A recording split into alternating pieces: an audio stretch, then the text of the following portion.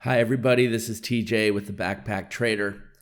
I wanted to follow up with my last few videos. I had talked about trading weekly charts inside of a retirement account using one of my favorite strategies, and I received a lot of questions asking me what I'm using. How am I determining these trade setups? So I thought it would be a good idea just to deconstruct everything and start putting it back together piece by piece so that I could explain to you step by step what I'm using, how I'm determining my trades, how this works, and why it is so robust and has been working for so long and will continue to work going forward. At least that's my opinion, that it will keep working. And the reason why I say that is because of the very first concept I'm going to introduce to you today, and that is the idea of price action itself. If there are markets and the price is moving, then there's price action.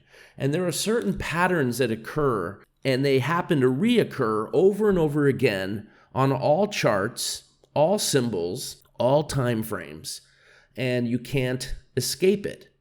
Price cannot escape these patterns because they are reflecting the mass psychology of the market.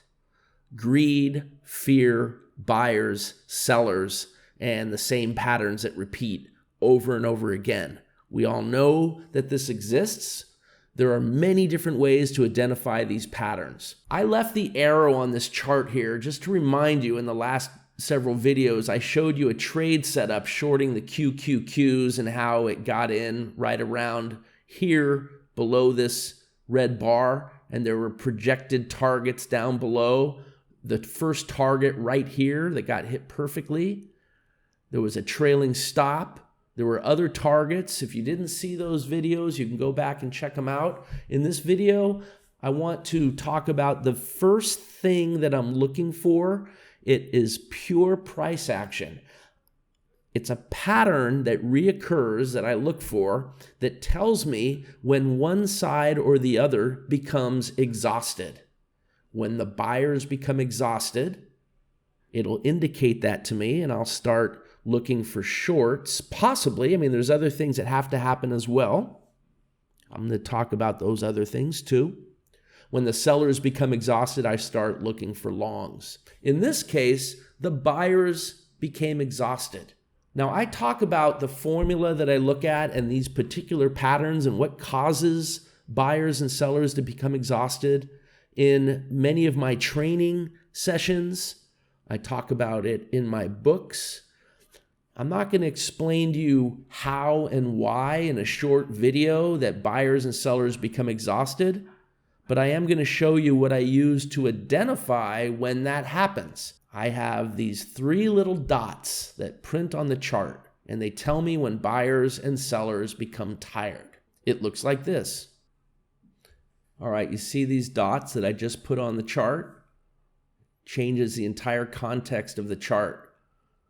When these dots show up here and here, all the way up even, if it's above the price bars, it's telling us buyers have become tired. Below, it means sellers are tired. We have to know which ones to pay attention to.